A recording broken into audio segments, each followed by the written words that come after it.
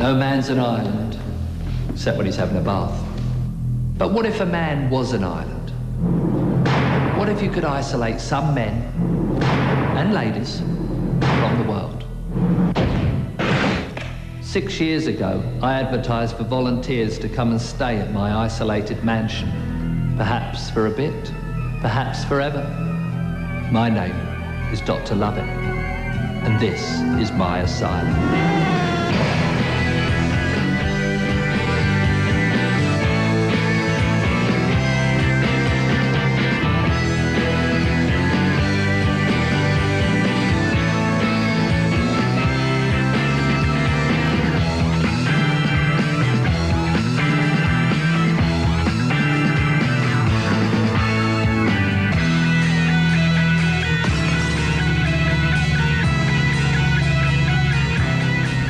I know it's a long way to come, that's why you got mopeds.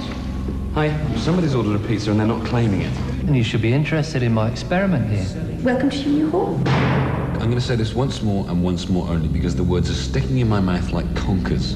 You know I only came here to deliver a pizza, don't you? Oh, beef magic, yeah. How do you know it was a beef magic? Lucky guess. You ordered it, didn't you? The Pegmeister is sending you down. Cup of tea, Simon? Oh. He's quite a feisty one, isn't he?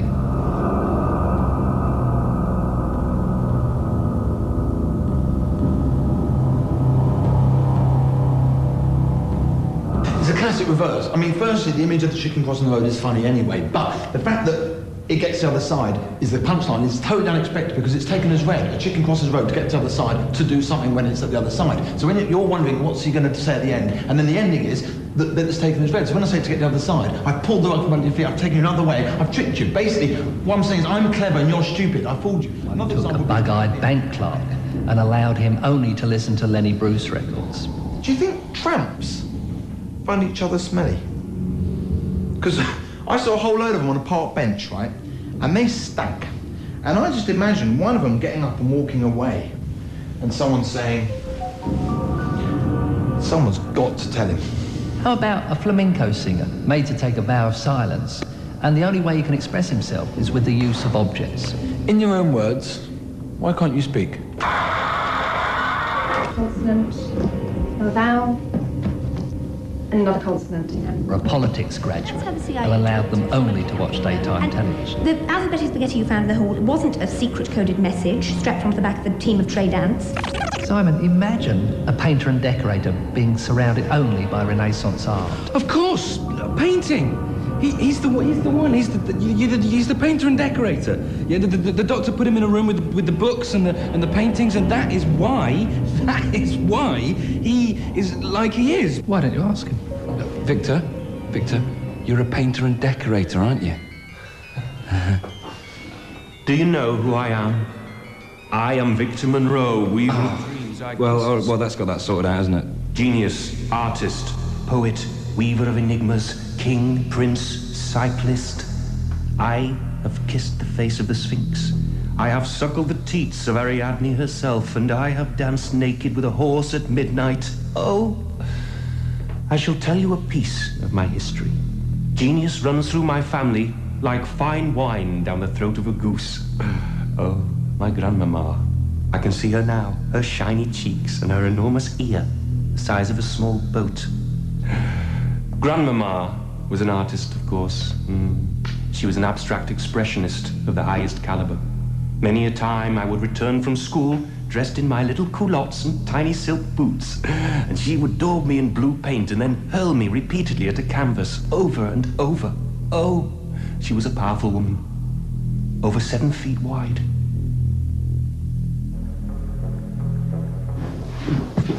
Hi, gang. Medication time. Right, you know the drill, because the cutbacks was only one pill between the three of you, so on your marks, off your trolleys, and go.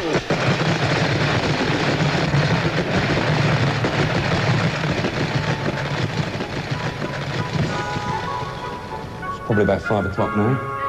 I'd usually be somewhere between maybe Euston and Kentish Town, you know, perhaps dropping off the odd Hawaiian. His name's Jose, he's very strange, you know.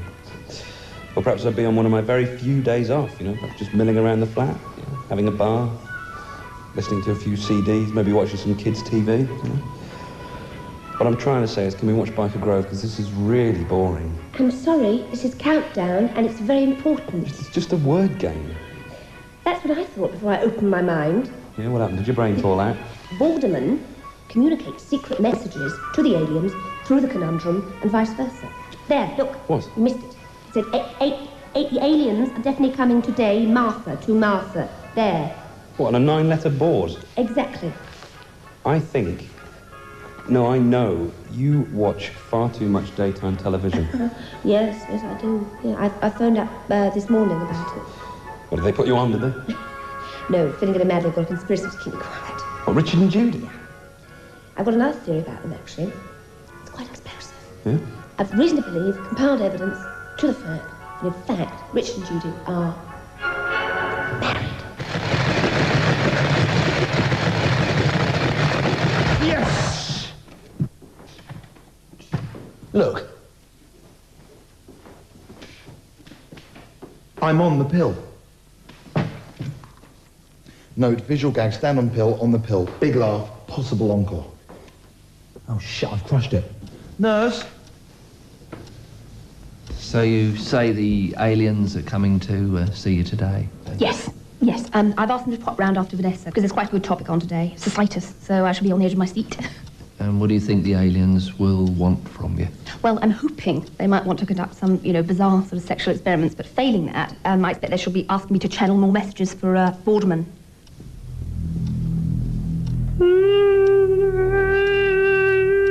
What's happening? I'm just channeling a message.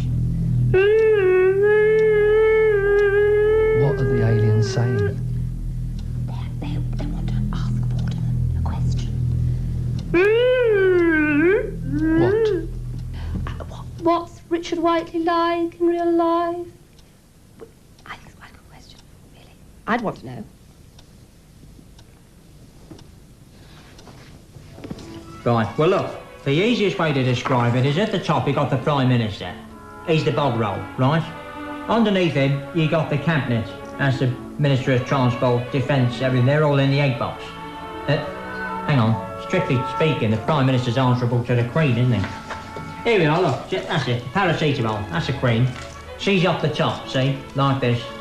And he... Oh, Christ, gone down the bloody tube, wait a minute.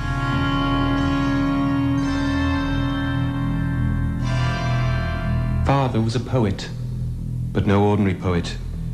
He wasn't concerned with the conventions of rhythm or rhyme or meter or words.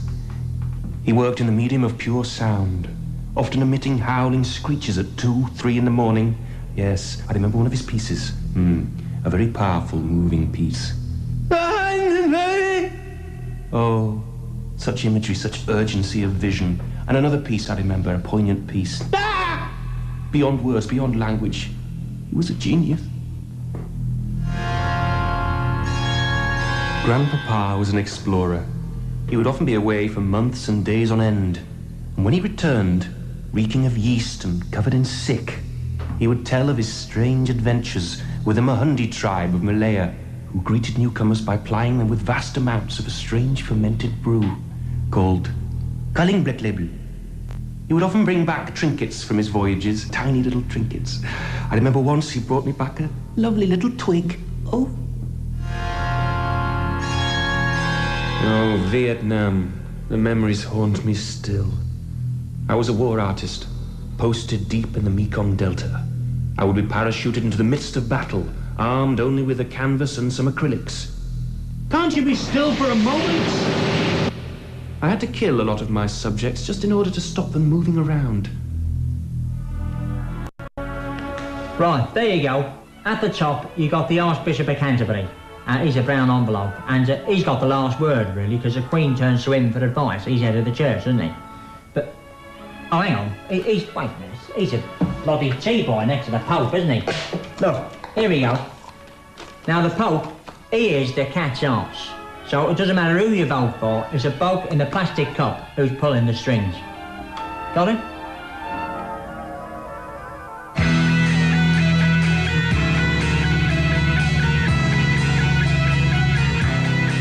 Smooth. On Paramount.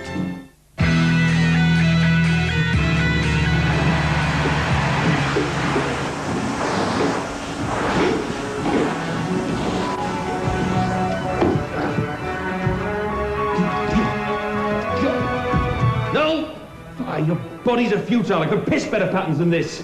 Bloody peasants. Ah, Silent Face. Your art can save me. Your art is beautiful. Let me see your art. Let me feel your art. Let me come inside your art. Well, go on then.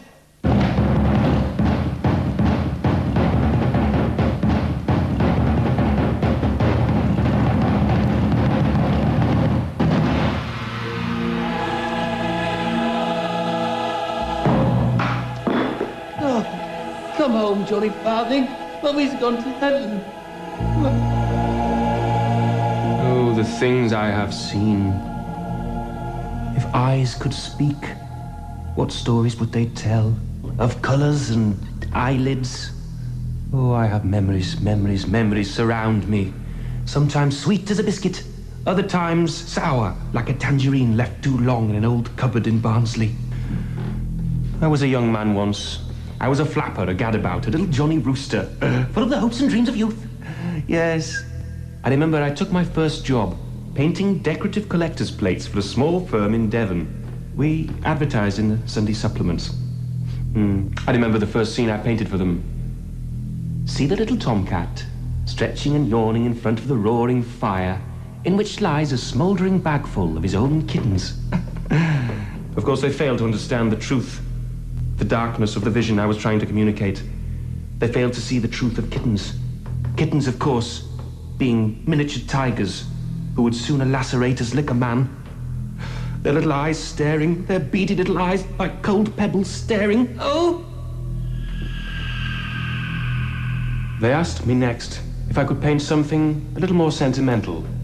Something sweeter, perhaps, a childhood scene. Well, I obliged, of course, and went on to paint what I believe was to be my first masterpiece. Little Tommy's gift. See the wondrous sparkle in little Tommy's eyes as he emits his first stool. Am I a good boy, Mummy? Painted by Victor Monroe, one of Devon's foremost stool painters. I have lived for time, and time will tell, for I am the Lord through and through. For when I checked my parents' birth, I found they were not from this earth. The document which held my origins had disappeared and been replaced by a secret document which I traced to a laboratory for genetic research in Palestine, no less. As it transpired, my birth was part of an experiment where they had taken the blood from a tiny flea. Yes, a flea, a tiny flea, and extracted the blood from a flea, which they'd found on the Shroud of Turin, preserved in some sort of wax. The flea contained the blood of Jesus Christ, the Lord himself. And from that blood, they cloned 1,000 Gizai, of which I am one, among many. Gizai, an army of Gizai, we shall storm the earth. We shall walk barefaced across the earth and claim what is rightfully ours, claim the world and claim the universe and claim the right to shilly-shally like a little dog. Oh, Danny boy, kiss my eyes.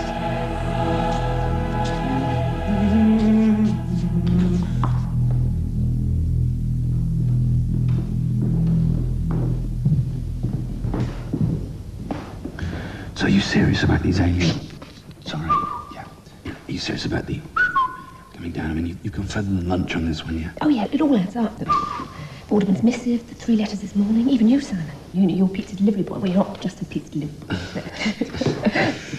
How do you eat a pizza? From the video. No, it's food. It comes on a saucer. Well, on a plate. On a flying plate. Right, and where do you intend to go on this flying plate? Well, Alderman says we'll probably just, go up to the alien planet. I do think we'll probably have quite a nice time there. Well, I hope so. So going all that way and everything. So, if the, do come down tonight, yeah, and you do get taken away by a flying plate, yeah, could you possibly drop me on the corner of Holloway Road? Because it's a one-way system and it's a bugger on the bus. Yeah. Checkmate.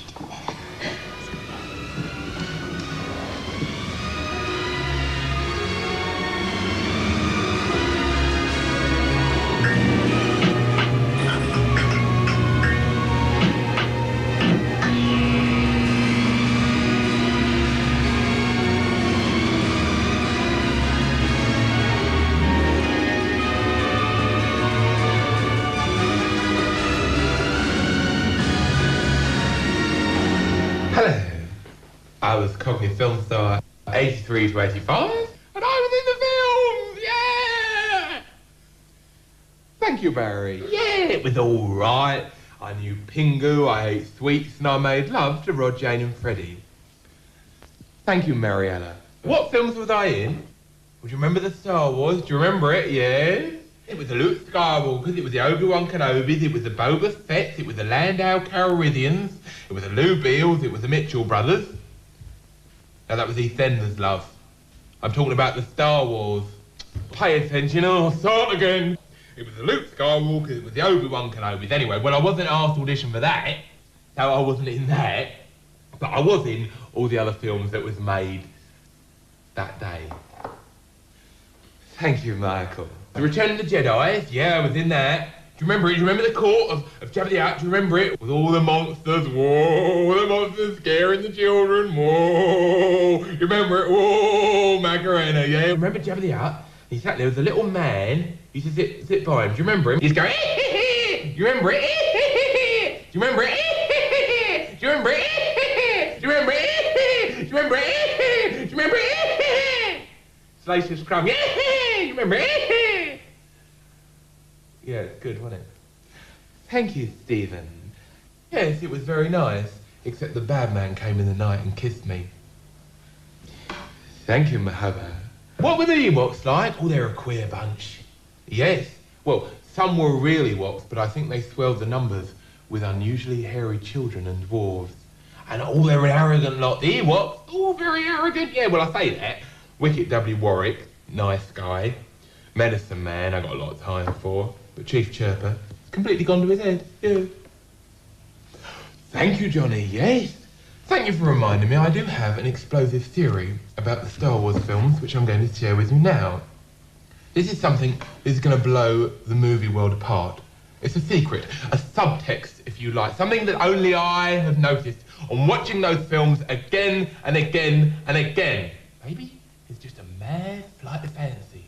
Or maybe all the mad people are really out there and the same ones are in here. Or maybe it's the other way around. Yeah, in fact, forget that. It is, in fact, the other way around. Whatever. This theory is going to blow the world apart. People are going to pick up the pieces of their shattered lives and say, Cockney, Cockney, why? Why did you have to share your awful secret with us? Why couldn't you have just died with it? Well, I'm sorry. It's God's will. The people must know. You ready? Yeah? We know Darth Vader, yeah? That's Luke Skywalker's dad. Well, I don't know. You know, I could be wrong, yeah. Well, where are you going? Well, come back. I'm telling. Right, I'll go to bed, huh? You want it? I'll go to bed. I'll go to sleep, shall I? Yeah. Yeah, I'm asleep, yeah. Yeah. I'm asleep now.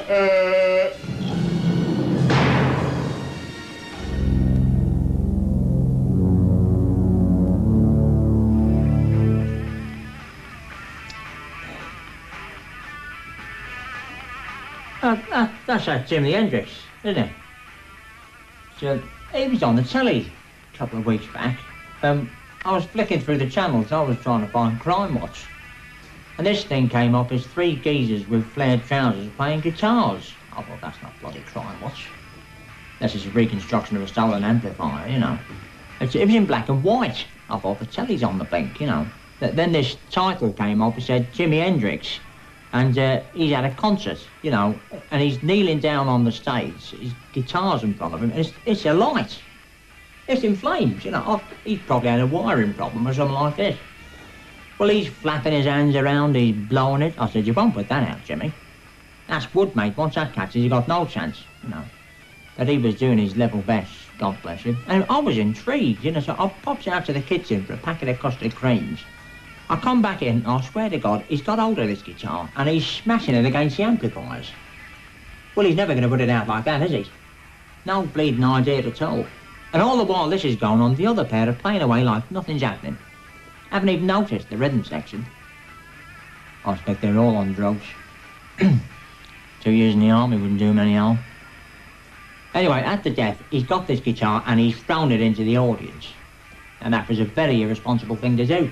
Could have had somebody's eye out for that. He was a fool, wasn't he? If he'd just taken the precaution of wearing a small fire extinguisher on his belt, he'd have had that blaze out in seconds. Ruined the bloody show. I'd have had my money back. Very unprofessional.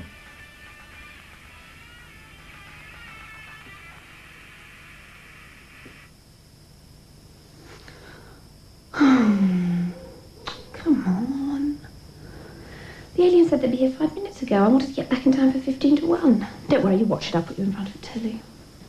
You know, it's just rude. If you say it, to my mind, if you say a time, you stick to it. You know, I don't care if you travel halfway across millennium's dark recesses of time. You know, it's just common courtesy. Oh, now I want to go to the loo.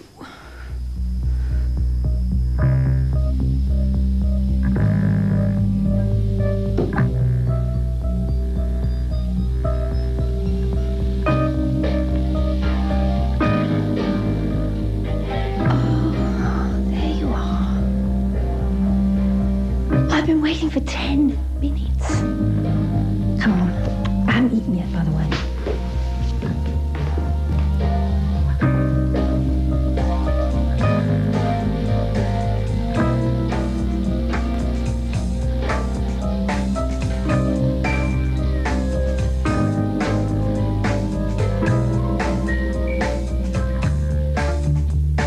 Sometimes I like to think that there might be a parallel universe, and if there is, I know they live our lives out exactly in reverse.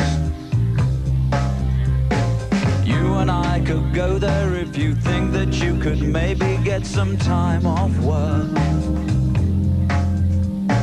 and if you do, you never know, you'll see the sights and we could always go berserk.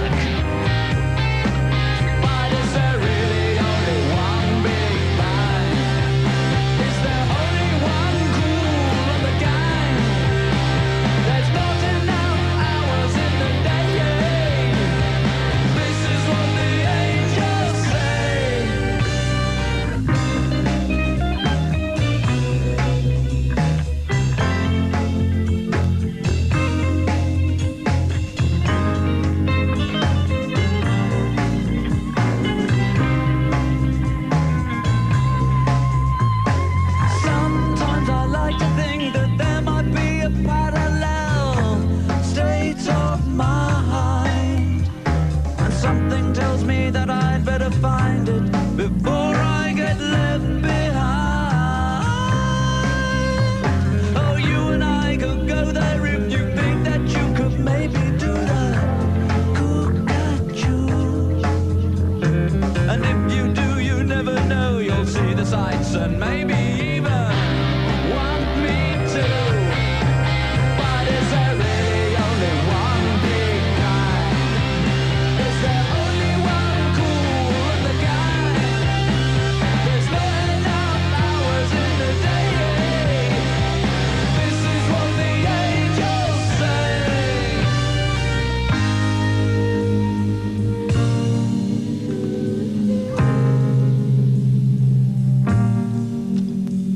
So, did you get abducted by any aliens today? Yes. Yeah, I got, went up in an alien spaceship up to the alien planet. Well, what was it like? Well, it was all right. I wouldn't go again, though. Any bizarre sexual experiments? No. What did they do? Well, the main alien and his wife sort of invited me around to dinner. When I say dinner, but it was more sort of, it was more like a cold buffet. And to my mind, it's, it's either dinner or drinks. And, and they sort of said the vol au vents were homemade, but they just so obviously weren't. They so obviously were shop bought. I'd come all that way and... Yes. Yeah, they had terrible taste. Yeah, they obviously had a lot of money, but the carpets and the curtains completely clashed. There were the different shades of green. Do you see? It's just a no-no. No. Yeah, and and then I made a terrible, sort of social faux pas. Because the alien wife she had quite a kind of strangely shaped face, so I just suggested, a makeover as a sort of cultural exchange sort of thing. And that was kind of timed at the point where I just kind of dropped the celery into the hummus, and so it sort of the atmosphere sort of changed. And then somebody suggested that they kind of beam me home. So it was almost, I almost felt like they sort of wanted me to go. Really? Yeah, so I bought this hat in the airlock and I came back. Yeah, but I did find out a very important bit of information, though. You know God? Yes.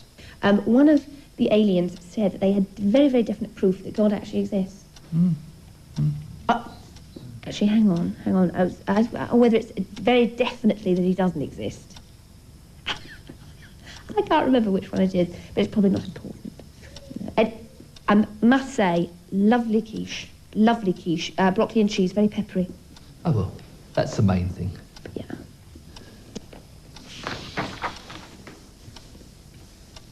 Not a vowel, not a consonant, not a consonant,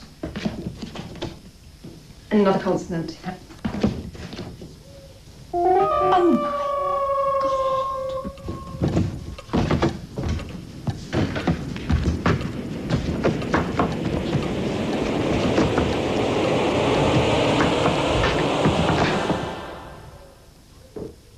Jaffa cake, of course. Now the orange circle.